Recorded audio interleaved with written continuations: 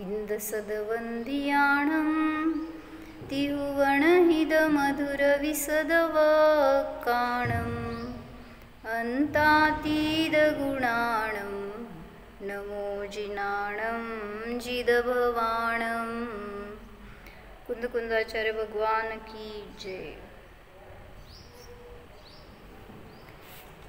पंचास्तिकाय संग्रहामध्ये गाथा नंबर 83 चालू आहे। देऊ याच्यातलं काय घ्यायचं नाही आता मला। धर्मद्रव्याचं वर्णन सुरू झाले। धर्मास्तिकाय काय आहे, धर्मद्रव्याचं स्वरूप, धर्म आणि अधर्म द्रव्यास्तिकायाचं व्याख्यान ह्याच्या पुढे करणार आहेत। धम्मथिकायमरसं अवण्णगंधं असद्दमफासं लोगागाढं पुट्ठं पिहुलमसंखादियपदेशं। धर्मास्तिकाय हे स्पर्शाने रहित, वर्णगंधाने रहित, शब्दाने रहित, स्पर्शाने रहित असून रसाने रहित असून लोकव्यापक, अखंड, विशाल आणि असंख्यात प्रदेशी द्रव्य आहे। धर्मद्रव्याचं वर्णन का शिकायचं असं एकाने विचारलंय। का शिकायचंय तर त्यांनी असं सांगितलं, काल आम्ही घेतलं प्रकरण की वस्तू तत्व समजण्यासाठी जिज्ञासा पाहिजे, शंका नको। जिज्ञासा आहे तिथपर्यंत खुलासा होत जाणार, तर त्याच्यामध्ये हे सगळ्या द्रव्यांचं वर्णन येणार आहे। सगळं पूर्ण विश्वाचं, विश्वव्यवस्थेचं सगळं वर्णन येणार त्याच्यामध्ये। मग त्यामुळं धर्मद्रव्याचं पण वर्णन समजून त्यापासून भेदविज्ञान करण्यासाठी ॲक्च्युली ते सांगतायत। मग काल असं आलं की विषय का असा प्रश्न विचारा, जेव्हा तत्व शिकतोय, समजून घेतोय, तर का असा प्रश्न विचारा। पण कुठंपर्यंत, जोपर्यंत उत्तर स्वभाव येत नाही तोपर्यंत। स्वभाव आला की त्याला का नाही प्रश्न विचारायचा। जसं उदाहरण दिलं त्यांनी की प्रत्येक द्रव्य परिणमनशील आहे का, अगुर लघुत्व गुण आहे। आता परिणमनशील म्हणजे त्यामध्ये षटस्थानपदित हानिवृत्ती आहे, म्हणून परिणमनशील आहे का, अगुर लघु गुण आहे। अगुर लघु गुणाचं कार्य काय आहे तर स्वरूप प्रतिष्ठानत्व लक्षण आहे। अजून काय आहे तर षटस्थानपदित हानिवृत्ती आहे। का तर ते उत्तर दिलं स्वभाव असल्यामुळे। मग स्वभाव आहे असं समजल्यावर त्याच्या पुढे तुम्ही प्रश्न विचारलात तर तत्वावर शंका केल्यासारखं होणार, आणि जो तत्वावर शंका करणार तो सर्वज्ञांच्या मताबाहेर जाणार। जिणाव मदम असं आलं ना ते।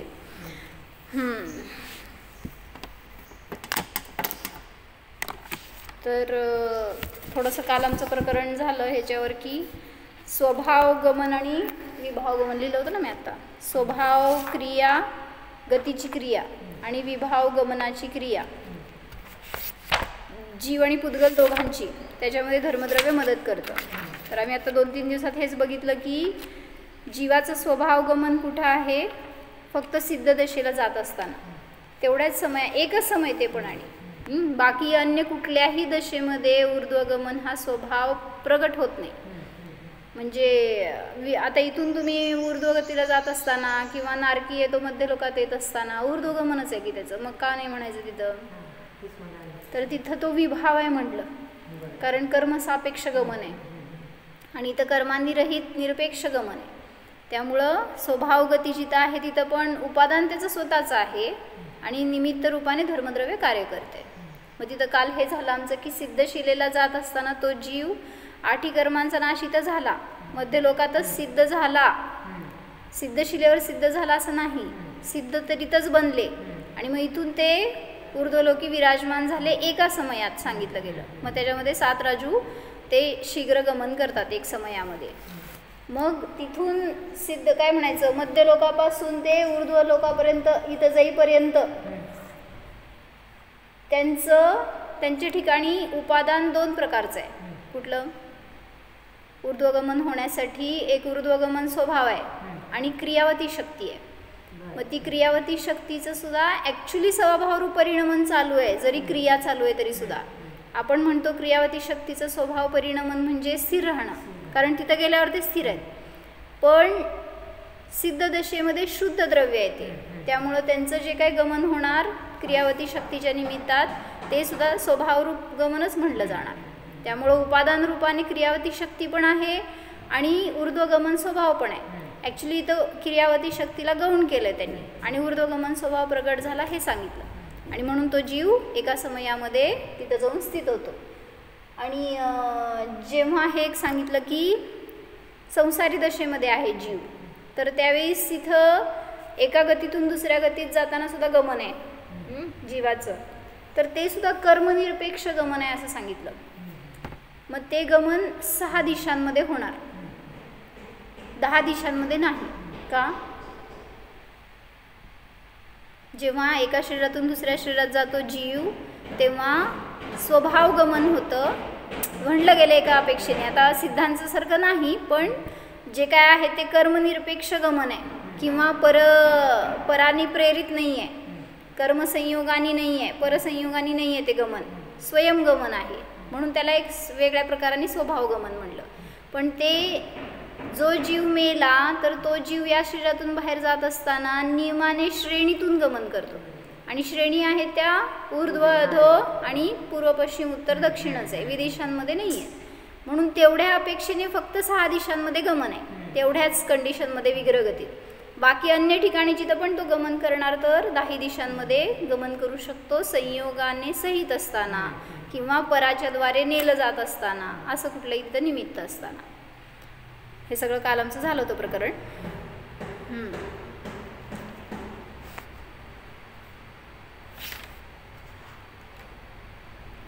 नियमसारमध्ये पण आलं होतं की धर्मद्रव्य जिथंपर्यंत आहे तिथंपर्यंतच जीव पुद्गल गमन करतात. असं म्हटलं तर धर्मद्रव्य करता होईल. काय म्हणले हो अनिता काकी? काय म्हणले?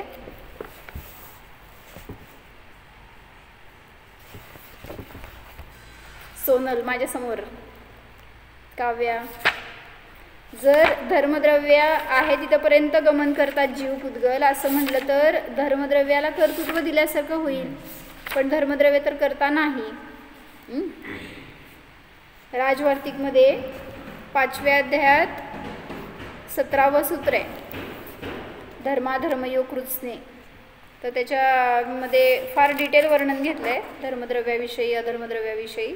थोडंसं जे महत्त्वाचं वाटलं तेवढं मी काढलं आहे, तेवढं वाचू आपण. काही सूत्र नंबर आणि अध्याय का सांगितला? राजवार्तिक 5वा अध्याय 17वं सूत्र आहे. आता ते फार मोठं प्रकरण आहे, मी त्यातलं कटछाट करून जेवढं महत्त्वाचं वाटलं तेवढं घेतलं आहे. तेवढं सगळं तुम्ही वाचा, तुम्हाला अजून चांगलं समजणार. धर्मद्रव्य अधर्मद्रव्य सर्वगत का आहेत असा प्रश्न विचारलाय त्यांनी.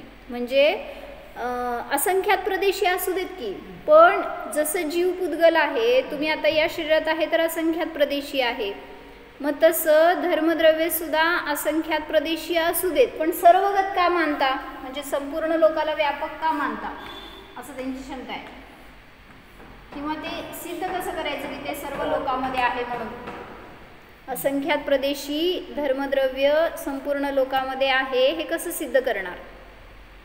तर त्यासाठी काय सांगितलं, जीवादिकांच्या समान लोकाच्या असंख्यातव्या भागात माना. जरी असंख्यात प्रदेशी आहे तरी पण असंख्यातव्या भागात स्थित आहे असं माना, अशी शंका करायची शंका आहे.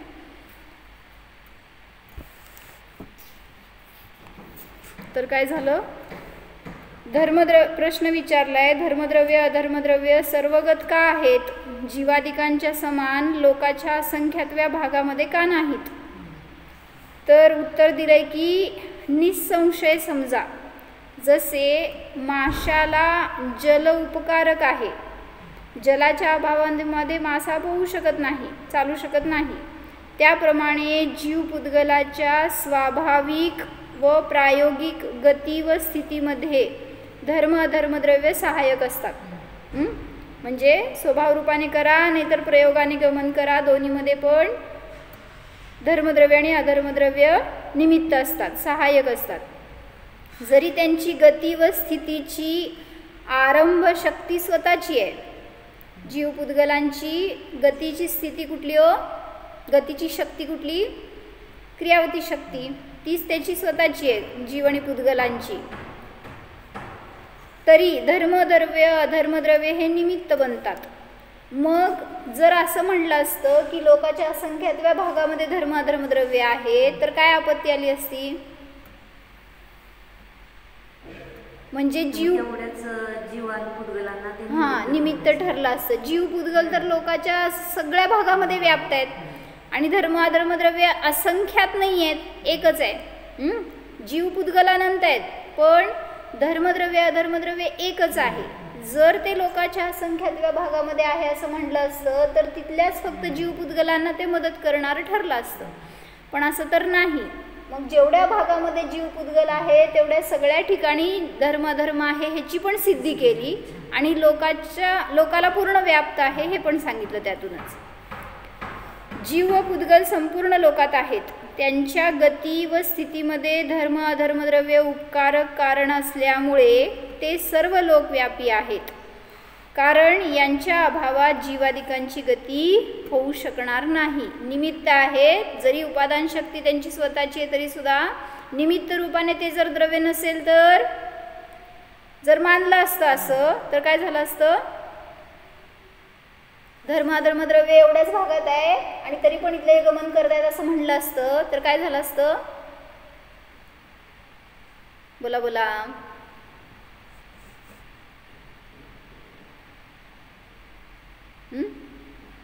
काय झालं असतं? नाही नाही, धर्मद्रव्य इथंच आहे आणि तरी पण सगळ्या जीव पुद्गलांचं गमन स्थिती चालू आहे असं म्हणलं असतं तर काय झालं असतं?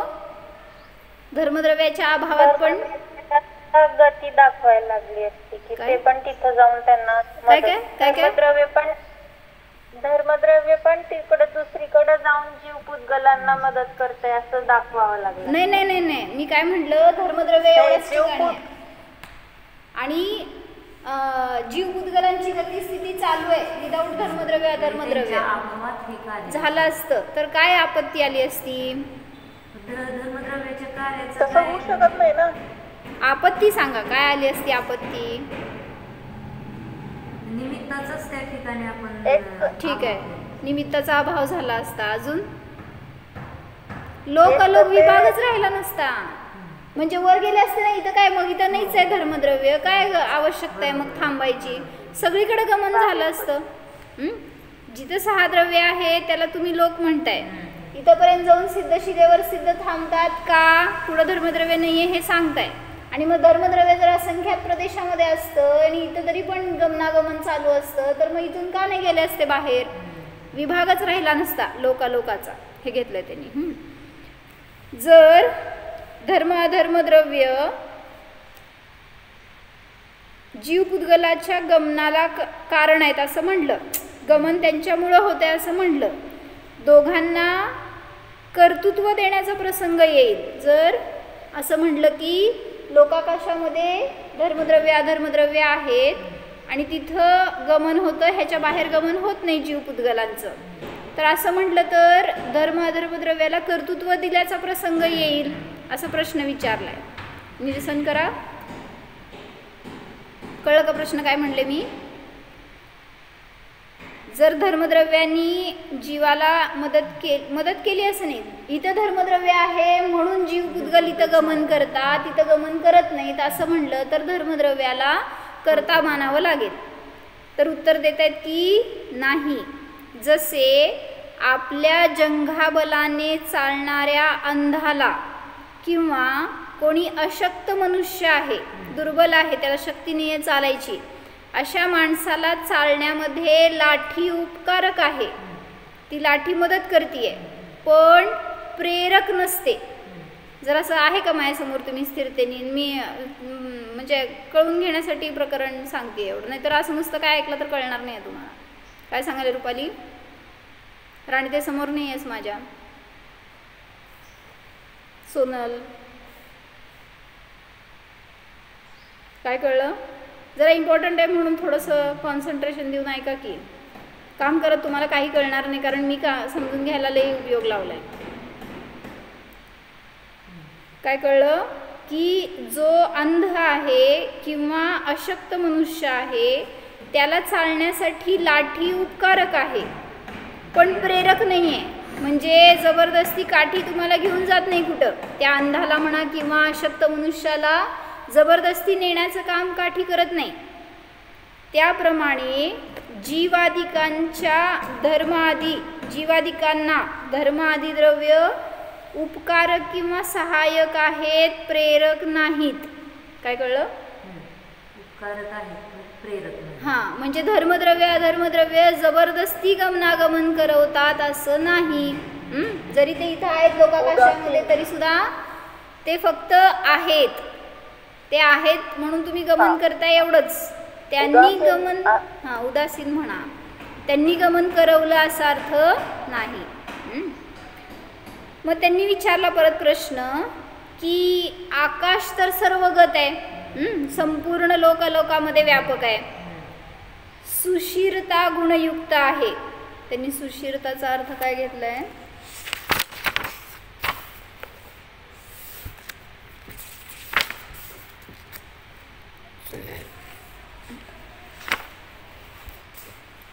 सुखपूर्ण आहे असं काहीतरी. कसं काय सुख घेतलं मी? एक मिनिट. हां, सुखपूर्वक असं लिहिलं. काय माहीत नाही मला कसा अर्थ काढला ते. म्हणजे आकाशामध्ये तुम्ही सुखपूर्वक गमन करू शकता. आकाशद्रव्य कुठे आहे हो? संपूर्ण लोकालोक व्यापक आहे ना आकाशद्रव्य. मग त्याच्यामध्ये गमन करायला तुम्हाला काय बाधा नाही आहे. सुखपूर्वक तुम्ही गमन करू शकता. अतः आकाशालाच गतिस्थितीमध्ये उपकारक माना. धर्मद्रव्य मानण्याची काय गरज? मग आकाशच आहे तर आकाशातूनच तुम्ही गमन करताय वगैरे, तर तेच कारण होऊ दे ना. परत वेगळं कारण का मानायची काय गरज आहे? योगिता ताई आहे का माझ्यासमोर? तर उत्तर दिलं त्यांनी. चालू करा किंवा.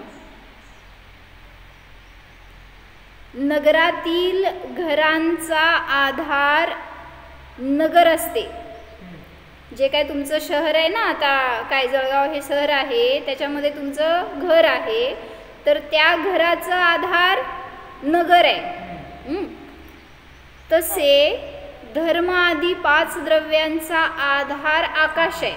नगर म्हणजे आकाश आणि त्याच्यामध्ये असणारे एक एक द्रव्य म्हणजे घर.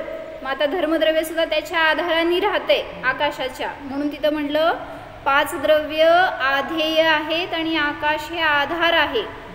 जरा कळते का तुम्हाला? हो म्हणा, मला काहीतरी रिस्पॉन्स द्या की कळेल. तर आणि ते डोक्यावर घ्यायचंय तुला पण.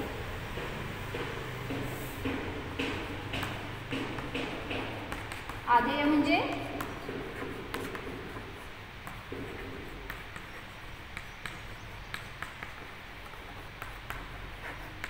प्रश्न काय होता त्यांचा? आकाश द्रव्यालाच गमनागमनामध्ये कारण माना. मग धर्मधर्म मानायची काय गरज आहे अशी त्यांची शंका होती. तर सांगतायत की जसं नगर हे त्या घरांचा आधार असतं, तसं 5 द्रव्यांचा आधार आकाश आहे. अवकाशदान हे हा आकाशाचा गुण आहे. गती स्थिती आदी धर्म ही आकाशाचे मानले तर गती आणि स्थितीमध्ये मदत करणारे ते आकाशच आहे असं मानलं तर जलाची द्रवता व अग्नीची उष्णता पृथ्वीला देखील मानावी लागेल. म्हणजे काय म्हणायचं आहे? एका द्रव्याचे गुण दुसऱ्या द्रव्याचे आहेत मानलं तर तुम्ही ती अग्नीचीच उष्णता का म्हणता, पृथ्वीची उष्णता म्हणा, त्या जलाचीच का द्रवता म्हणता, अन्य द्रव्याची पण म्हणा. म्हणजे एक गुण दुसऱ्या गुणरूप होईल. म्हणजे 6 द्रव्यांचा भेदच राहिला नसता. माशाचे गमन जलाच्याच निमित्तात होते. आकाश निमित्तात होत असतं तर काय झालं असतं? आकाश द्रव्याला धर्माधर्माचा अभाव करायला आम्ही तयार झालो, पण असं होत नाही. म्हणजे काय झालं असतं? जर जलाची गरज पडली नसती, जमिनीवरती पण जमिनीवर पण ते चालले असते. जर आकाशाच्या निमित्तात माशांचं गमन होतं असं म्हणलं तर जलातच होते असं कशाला म्हणताय? मग आकाश तर जलाच्या बाहेर पण आहे, मग तेच गमन करवलं असतं, चालायला मदत केलं असतं. पण असं नाही. आकाश निमित्तात जमिनीवर पण गमन झाले असते. तसे आकाश निमित्तात जर जीवादिकांचे गमन झाले असते असं मानलं असतं तर जीव आलोकात सुद्धा गेले असते. म्हणजे आलोकाकाशामध्ये पण आकाश आहेच, मग त्यांचं आलोकातही गमन झाले असते. तसे झाल्यास लोक आणि अलोक हा विभागच नष्ट झाला असता. अशी काय रचना आहे, तिथं 6 द्रव्य असतात, हे सगळं तुम्हाला वर्णन आलंच नसतं शास्त्रामधून. म्हणून सांगतायत की ज्याचं गुण आहे ते त्या द्रव्याचे स्पेसिफिक आहेत, ते गुण अन्य द्रव्यांमध्ये नसतात. मग हे पण घेतलं होतं की आकाश द्रव्यामध्ये अवकाशदान सामर्थ्य आहे, तसं तुमच्या स्वतःमध्ये पण आहे प्रत्येक द्रव्यामध्ये अवगाहनत्व. मग काय कार्य हो आकाश द्रव्याचं? आकाश सर्व द्रव्यांना अवगाहन देते, आपण आपल्याला फक्त देतो. आता मी या बोटावर 6 द्रव्यांना अवगाहना दिली आहे, मग आकाश द्रव्य मी काय केलं? मग आता सिद्ध आहेत ते सांगतात ना, एका सिद्धांच्या ठिकाणी अनंत सिद्ध आहेत. मग तिथं मी कुठे अडथळा केला? धर्मद्रव्याला, आकाशद्रव्याला, कालद्रव्याला सिद्धांनी कुठे अडथळा केला? म्हणजे अवगाहनत्व, माझ्या अवगाहनत्वाचं काय कार्य? माझ्या अवगाहनत्वाचं कार्य फक्त माझ्यामध्ये राहण्याचं एवढंच आहे. अनंत सिद्धांना एका शरीरामध्ये देण्याचं कार्य आकाश द्रव्याचं. मग सिद्धांच्या ठिकाणी अनंतांनी अवगाहना मिळवली असं आपण म्हणतो, मग ते कोणाचं कार्य? मग त्यांनी म्हणून सांगितलं उत्तर की आकाशद्रव्यामध्ये विशिष्ट अवगाहनत्व हे गुण आहे आणि बाकीच्या अन्य सगळ्या द्रव्यांमध्ये मात्र सामान्य अवगाहना असं सांगितलं जातं. पण विशिष्ट अवगाहनत्व म्हणजे सर्व द्रव्यांना आधार द्यायचं कार्य वगैरे, हे फक्त अवगाहना द्यायचं कार्य फक्त आकाशाचं आहे, ते सर्व द्रव्यांमध्ये नसतं. पुढं प्रश्न विचारलाय की हां बोला. पॉइंट नाही क्लिअर झाला आहे तुम्ही, कारण इथे पण जसं म्हणाला की बोटावरती पण धारण केलं आहे, मग ते आणि आकाशामध्ये डिफरन्स कसं करायचं? एक मी चैतन्य रत्नाकर म्हणून कॅसेट लोड केली आहे, त्याच्यामध्ये त्या माताजींनी प्रवचनात खूप चांगला खुलासा घेतला आहे, ती पण ऐका किंवा मग उद्या काढते ते प्रकरण, वाचू अजून एकदा, कारण आणि येणार आहे पुढे आकाशद्रव्याचं वर्णन आपल्याला. त्यात उत्तर एवढंच दिलंय की विशिष्ट अवगाहनत्व हा गुण आकाशाचाच आहे, त्यामुळं सगळ्या द्रव्यांना अवगाहना द्यायचं कार्य तुमचं नाही आहे, आकाशाचं आहे, फक्त आकाशाचं आहे. म्हणून सांगितलं त्यांनी की त्याचं कार्य तेच करणार, तुम्ही नाही करू शकत. असं प्रत्येकामध्ये आहे, द्रव्यत्व गुण, अस्तित्व गुण हे प्रत्येकामध्ये आहे की, पण ज्याचं त्याचं अस्तित्व त्याच्यामध्ये, त्याचे गुण त्याच्यामध्ये आहेत. अन्यांच्या निमित्तात तुम्ही नाही आहे, तुमच्या निमित्तात अन्य द्रव्य नाही आहेत. असं अगुरु लघुत्व गुण झाला. अगुरु लघुत्व गुण सुद्धा म्हणून परिणमन कोणी करवतं हे कथन चुकीचं आहे. मी कोणाचं परिणमन करवतो? केवली भगवान करतात की नाही हो? कुठं सांगितलं सांगा? दुपारची कॅसेट ऐकली असेल तर माहीत असेल. हो, तुम्ही पण दुपारची कॅसेट ऐकताय आता. प्रवचनसारच्या गाथा दाखवल्यात ना की केवलींमध्ये शक्ती आहे, सगळी शक्ती आहे, पण तरी सुद्धा नवी परिणम दिन गिणदी, नवी उपजी आत्ममयी राहतात ना, म्हणजे ते आत्ममयी राहतात. हा ना, म्हणजे त्यांच्यामध्ये परिणमन करवण्याची शक्ती, ते सर्वज्ञ शक्तीला प्राप्त झालेत, करू शकतात, पण ते काही करत नाही आहेत. आणि ॲक्च्युली करू शकत नाही आपण, फक्त एक सामर्थ्य सांगितलं. जसं रुद्दींच्या प्रकरणामध्ये आपण सामर्थ्य सांगतो की सगळं लोक उलाढाल करण्याची शक्ती त्या रुद्दीधारी मुनींमध्ये असते, करत नाहीत पण शक्ती दाखवण्यासाठी. तसं प्रवचनसारच्या 32 आणि 52 नंबरची गाथा दाखवली आहे त्यांनी. 32 मध्ये पण हेच सांगितलं, गेण्ण दिणे वण मुंचदी न परम परिणमदी केवली भगवम. म्हणजे परद्रव्याला ग्रहण करत नाहीत, सोडत नाहीत आणि त्या रूपाने उत्पन्न होत नाहीत. गेण्ण दिणे वण मुंचदी न परम परिणमदी केवली भगवम. मग काय करता तो? पेच्छदी समंत दोसो जानदी सव्वम निरवशेषम, असंच आहे ना. म्हणजे ते फक्त सर्वाला निरवशेष रूपाने जाणतात आणि पाहतात, ह्याच्या पलीकडे जाऊन परिणमन करण्याची शक्ती त्यांच्यात पण नाही. गाथा नंबर काय सांगितला? 32 प्रवचनसार मधली आहे बरं का. तसंच अजून 2-3 गाथा त्यांनी सांगितल्या आहेत, तुम्ही ऐका आता. तर काय सांगत होतं प्रकरण आपण कशासाठी? दीदी तो व्हिडिओ जरा तुम्ही मी शेअर करते ग्रुपवर. मला एकदा रिमाइंड करा. तर प्रश्न काय विचारलाय की माशाची गती धर्मद्रव्याच्या अधीन आहे, जलाच्या अधीन नाही असे मानावे लागेल. जरी तुम्ही म्हणताय की जमिनीवर चालू शकत नाही मासा, पाण्यात चालतो, मग पाणी नसताना चालू शकत नाही. धर्मद्रव्य तर आकाश ह्याच्या जमिनीवर पण आहे, मग जलानी मदत केली का आकाशाने केली? हो, जलानी केली का धर्मद्रव्याने मदत केली माशाला? कळलं का काय म्हणले मी? सोनल प्रश्नचिन्ह दिसालय. काय म्हणले सांग.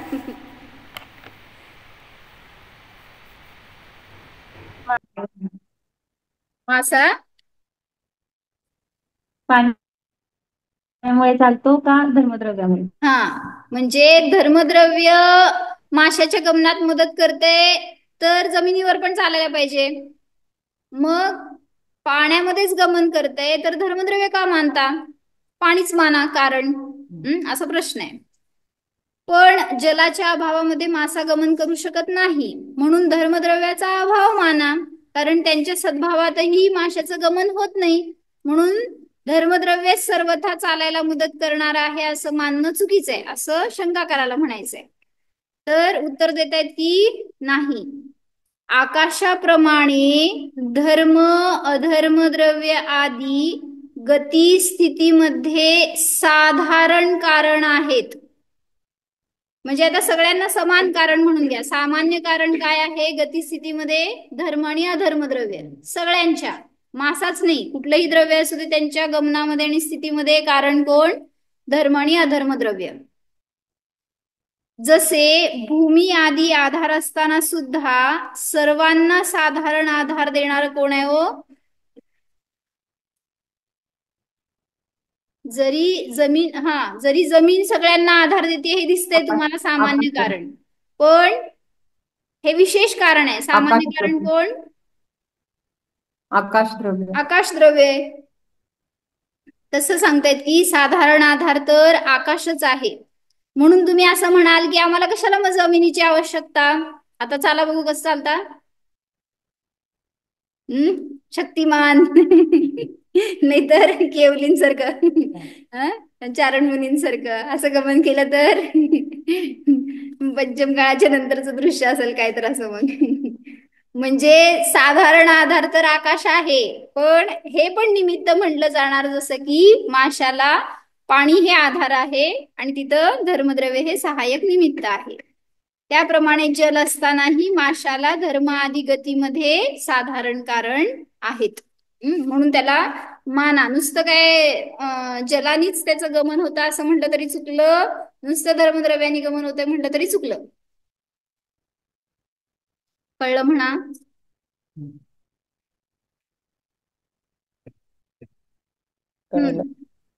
तर काल हे विचारलं होतं ना की धर्मद्रव्याचं आणि अधर्मद्रव्याचं कार्य परस्पर पूर्ण विरोधी आहे. काय करते हो? धर्मद्रव्य चालायला मदत करते आणि अधर्मद्रव्य थांबायला मदत करते. मग दोघ जण एकाच ठिकाणी असताना कार्य कसं होणार हो? कळतंय का मला काय म्हणायचंय? उदाहरण सांगा दुसरं. म्हणजे जसं बलात चालायला किंवा थांबवायला निमित्त नाही, तर जे इच्छापूर्वक म्हणजे उद्युक्त अशा सांगितलं ना, उद्युक्त अशा जीव आणि पुद्गलांना गमन करण्यास किंवा गमनपूर्वक स्थिर राहण्यास ते निमित्त आहे. त्यामुळं कुणाला पण गमन आणि कुणाला पण स्थिर कसं करू शकेल बरं ते? बरोबर. तर त्याला छान उदाहरण दिले हो. माझ्यासमोर बसा की विजू काकी. बर नाही बरं, मथनीचं पण घेऊ शकतो ना दीदी? जी रवी घुसळायला ताक आपण वापरतो ना, तर एक दोरी खेचतो तेव्हा दुसरी दोरी लूज केलं तरच ते कार्य होतं. तर तसं आहे ना, ते पण दोन्ही पण तुम्ही टाळून धरलं तर ते स्टेडी नाही नाही तसं नाही ते तसं नाहीये ते इथं. विरुद्ध उदाहरण झालं. म्हणजे एक तुम्हाला हम्म ओढल्यावर दुसरं लूज करावं लागतंय, पण इथं धर्म आणि हम्म अधर्मद्रव्य निरंतर कार्यरत आहेत. असं नाही की हम्म त्याचं कार्य असताना दुसरं थांबलंय असं नाहीये. मला त्याला उदाहरण सुचेना आता. म्हणजे दोघं विरोधी असताना पण तिथं कार्य आहे, चालू आहे. जसं की आता तुमच्यामध्ये नित्य धर्म पण आहे, अनित्य धर्म पण आहे. कुठलं धर्माचं कार्य चालू आहे हो? हा, दोन्ही पण. दोन्ही द्रव्य धर्माचं पण कार्य आहेच की, चालू द्रव्य आहे. रूपाने. हा हा, हम्म आणि आणि पर्याय जी पण चालू आहे. दोघं जीव आणि एकमेकांच्या निमित्तात त्या द्रव्याचा नाश करत नाहीत. मग हे हम्म सांगायचं होतं की शंका विचारली आहे. जीव जीव आणि पुद्गलामध्ये क्रियावती शक्ती आहे ना, मग जेव्हा ते स्वयं कार्य करण्यास हे उद्युक्त होत आहेत, तेव्हा हे सहकारी म्हणून मदत करतात. बरोबर आहे की. धर्म आणि अधर्मद्रव्य उदासीन निमित्त असतात, ते काही जबरदस्ती प्रेरक निमित्त नसतात. मग काल एकाने विचारलंय आम्हाला, प्रेरक निमित्त असा भेद असतो का नसतो? निखिलताई नाही आहेत हम्म. काय आज? निमित्त हे उदासीनच असतं का प्रेरक पण असतं? दोन निमित्ताचे भेद घेतलेत बहुतेक अंश मार्ग प्रकाशक मध्ये घेतलेत का? मग प्रेरक असतं का निमित्त?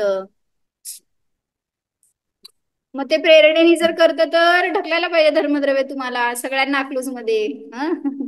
या बघू अकलूज मध्ये होय. सगळे. नाही नाही, प्रेरक निमित्त तसं तर नसतंच. हा. फक्त जे कार्य करण्यासाठी म्हणजे तिथं म्हटलं गेलं तसं फक्त.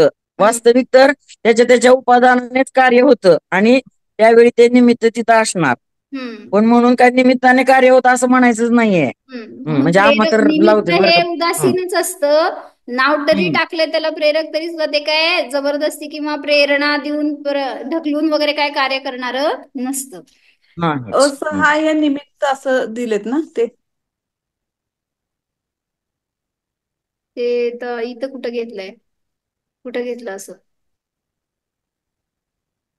त्याचं डेफिनेशन मध्ये असं येत आहे वाटतं. बर बघू काय कुठं आलंय तसं. इथलं वाचू मी. असं आहे का ताई, हम्म की आता वाटसरू चालला आहे आणि उन्हातून चाललाय आणि ते झाड दिसलं, मग झाडाला बघून त्याला तिथं थांबण्याची प्रेरणा मिळाली की बाबा थांबावं असं. म्हणजे झाडाने नाही थांबवलं पण त्याला हा तसं भाव तेच झाला की की झाड, ते मग त्याला स्वतः प्रेरक उद्युक्त म्हणायचं का? असतानाच ते कार्य होणार आहे, त्या निमित्ताने हा करवलं असं नाहीये. हा उदासीन आहेत निमित्त सगळे. ते जबरदस्ती प्रेरणा देऊन प्रेरक म्हणजे ढकलून वगैरे कार्य करवणारे नसतात. त्यासाठी काल मी उदाहरण दिलं होतं, ध्वजा हलतोय तर हवेने हलतोय, मग हवा ही प्रेरक निमित्त आहे का नाही? जर असतं तर भिंतीला पण हलवायला पाहिजे. मग तुम्ही पण हलणार त्याच्या निमित्तात. भिंत हलल्यावर. हा चला, तर इथे त्यांनी चांगलं घेतलंय शंका समाधान एक, की अशी चालली आहे शंका की धर्मद्रव्य आणि अधर्मद्रव्याचं कार्य परस्पर विरोधी असताना ते कसं काय टिकून आहेत मग लोकाकाशामध्ये? हा, तर प्रश्न विचारलाय, जसे दोन पक्षी आहेत, दोघांचं बळ समान आहे आणि दोघांच्या मध्ये एकच भक्ष्य मिळालंय त्यांना. आता दोघं तुल्य बल लावून ते भक्ष्य ओढायचा स्वतःकडे घ्यायचा प्रयत्न करतायत खाण्याचा वगैरे त्यासाठी. जसे तुल्य बल यानी शक्ति वाले दो पक्षियों के द्वारा खींचा हुआ मांस का टुकड़ा जितने क्षेत्र में एक पक्षी के द्वारा खींचा जाता है उतने क्षेत्र में दूसरे पक्षी के द्वारा खींचा जाता है. एक इकडे ओढतंय तर तेवढ्याच शक्तीने दुसरीकडे ओढतंय. कुठं गेलं होते भक्ष्य? दोघांचं जर खाली सेम पडणार. होते तर एका खाली दोरीला दोघं खालीच जण पडणार की. नाही, खाली पडत नाही हो. हम्म. एका दोरीला मग दोघं जण उभा राहावा, इकडे आणि एकीकडे तिथेच सुनबाई राहणार. एकीकडे सासूबाई. बर.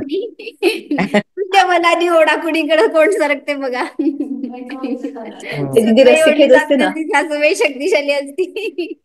आजकाल दोघं शक्ती समान आहेत म्हणून ते हलणारच नाही डोरी. म्हणून तुमचं घर टिकून आहे, नाही तर एक इकडं तर ढासळेल नाही तर हम्म. तिकडं तर ढासळेल. हा ठीक आहे. ती रस्सी खेच असते ना, दोन्हीकडनं ओढायचं, हा तिकडनं ते ओढतात तिकडनं ओढणं, हा कोणाचं बळ जास्त त्या टाइप्स. हा, तसं धर्मद्रव्य आणि अधर्मद्रव्य आहेत हे सांगायचं शंका करायला. उनके उत्कर्ष अपकर्ष से गतिविधि नहीं होती, अर्थात वह मांस का पिंड परस्पर पक्षियों का विरोध होने से इधर उधर नहीं हो सकता. उसी प्रकार धर्म अधर्म के जगत व्यापी होने से जब धर्म द्रव्य गति परिणत जीव पुद्गलों के गमन में सहायक होता है तब अधर्म द्रव्य स्थिति में निमित्त होता है, इसलिए गति का प्रतिबंध करता है। जब अधर्म द्रव्य जीव पुद्गलों की स्थिति में उपकार करता है तब धर्म द्रव्य गति में निमित्त होने से स्थिति का प्रतिबंधक हो जाता है। समझते ना काय वाचते ते? अतः जीव और पुद्गलों की न गति होगी न उनकी स्थिति, इसलिए दोनों का अभाव हो जाएगा। इथपर्यंत शंका करायची शंका होती, समजले म्हणा? एक पण बोलत मला समजलं.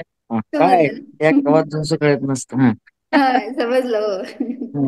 म्हणजे म्हणायचंय त्यांना की धर्मद्रव्यांनी गतीला मदत केली तर तिथं अधर्मद्रव्य प्रतिबंधक आहे, ते स्थिती करवते, आणि अधर्मद्रव्यांनी स्थिती करवली तर गती त्याला धर्मद्रव्य त्याला प्रतिबंधक आहे म्हणजे गती करवते. त्यामुळं दोघांचं कार्याचा नाश होऊन जाईल, न्यूट्रल होतील ना, एक इकडं एक तिकडं म्हणताना. उत्तर, ऐसी शंका करना उचित नहीं है क्योंकि ये दोनों द्रव्य स्वतः परिणाम सामर्थ्य के ही अनुग्रह आकांक्षी है, जैसे नयन के लिए दीपक और लंगड़े के लिए लाठी। यानी स्वयं गमन करने में लंगड़े को चलते समय लाठी सहारा देती है, वह लाठी उस लंगड़े के गति की कर्त्री नहीं है।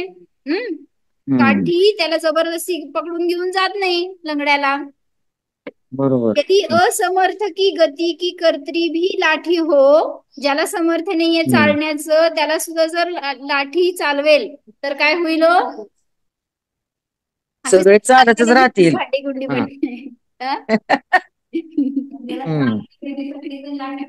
चालायचं नाही त्याला पण चालावं लागेल, चालायचं त्याला पण चालावं लागेल. म्हणजे कोणाला मूर्ति सुषुप्त आदि के भी लाठी के संबंध में गमन होगा. जो झोपलाय त्याला पण असं चालतेत बरं का झोपेत पण, तर त्याला पण लाठी मदत करेल. त्याना वृद्धी. थांबा जरा, दुसरीकडे जाऊ नका आता. जैसे स्वतः दर्शन में समर्थ नेत्र के लिए दीपक उपग्राहक है, न कि दीपक नेत्र की दर्शन शक्ती का करता है. दिवा हे तुमच्या डोळ्याच्या पाहण्यासाठी करता नाही आहेत, ते मदत करते एवढंच. यदि दीपक देखने में असमर्थ व्यक्ति के भी दर्शन शक्ति को उत्पन्न करा दे तो मूर्छित, सुषुप्त और जन्मांध को भी दर्शन होना चाहिए, दीपक के निमित्त से दिखना चाहिए. वैसे ही स्वयं गति और स्थिति में परिणत जीव पुद्गलों को धर्म अधर्म गति और स्थिति में उपकारक होते हैं, प्रेरक नहीं होते. त्याचा सारांश आहे. कळलं असेल ठेवा, नसेल माझ्याजवळ राहू दे. अजून थोडं प्रकरण आहे. हा, असं छान वेगळ्या वेगळ्या प्रश्नोत्तरांनी त्यांनी खुलासा केलाय की धर्मद्रव्य मानावे लागणार तुम्हाला. मग ते लोक व्यापक आहे हे माना, गतिस्थितीमध्ये सहाय्यक आहेत हे माना, विरोधी असले तरी त्यांचं अवस्थान आहे हे माना. अशा अजून अनेक प्रश्नातून त्यांनी खुलासा केलाय. उद्या बघू. हो, काय फायदा समजून?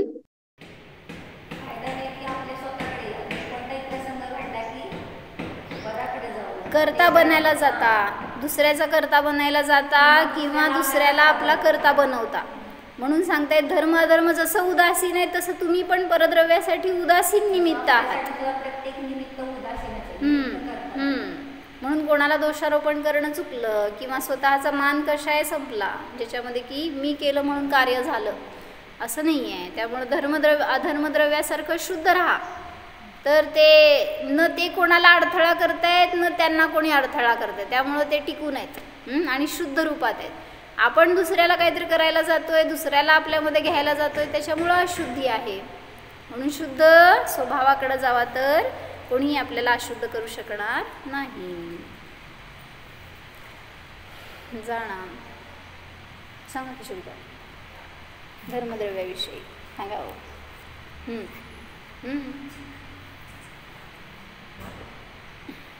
जाणा हा मी सर्व द्रव्यांचा मात्र जाणणारा जीवच आहे. परद्रव्याचे कार्य करणे हा माझा स्वभाव नाहीच. स्वयंपरिणमनशील निजध्रुव जाणा, हा मी आत्मा पराचा करता देखील नाहीच. ज्ञाता आहे, स्थिर स्वभावी आहे.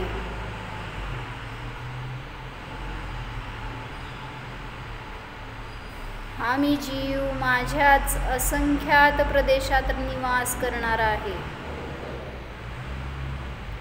माझे अस्तित्व माझ्यातच आहे, परात नाहीच. स्वतःच्या गुणांना वैभवाला जाणा.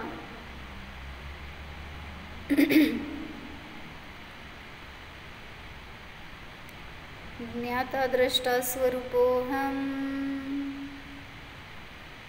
अनंत बल संपन्नोऽहम्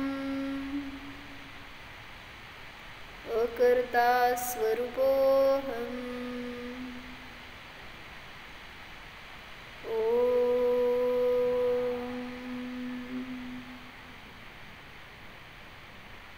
विसर्जन.